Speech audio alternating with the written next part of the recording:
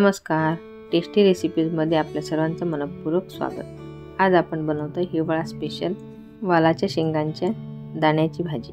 पक्क्या किंवा निब्बर झालेल्या शेंगा असतात, त्यातील असे दाणे काढायचे आणि त्याची छान भाजी करायची। भाजी अतिशय स्वादिष्ट लागते किंवा उसळ करून खायची। तर आज आपण त्यापासून भाजी बनवतोय। आधी आपल्याला भाजीसाठी एक वाटण तयार करायचं आहे। इथे तव्यावर आपण दाणे भाजून घेतलेले आहेत।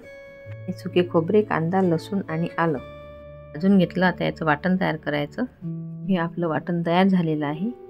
साल काढून कापून घेतलेला एक बटाटा लागेल आपल्याला आणि हे दाणे जे आहेत ते खलबत्त्यामध्ये फक्त ठेचून घेतलेले आहेत। एकाचे दोन करायचे नाहीत, फक्त त्याला थोडे चेचून घ्यायचे। इथे कढईमध्ये तेल तापलेलं आहे, जिरे मोहरी घालून झालेली आहे।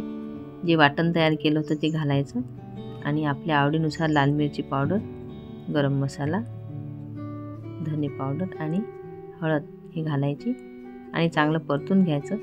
आधी त्यावरती आपल्याला बटाटे घालायचे, ते थोडे परतल्यानंतर आपल्याला दाणे घालायचे आहेत।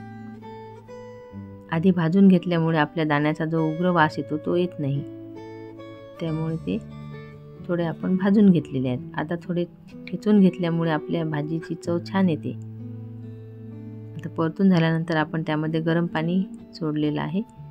गरम पाणी सोडल्यानंतर आपण याला चांगली उकळी येऊ देऊ।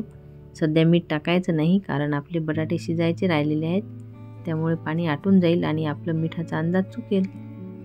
तर आता ही चांगली घट्ट झालेली आहे भाजी आणि बटाटे सुद्धा शिजलेले आहेत, तर मीठ घालून झालेलं आहे। अशा प्रकारे आपली अगदी चमचमीत अशी भाजी तयार झालेली आहे।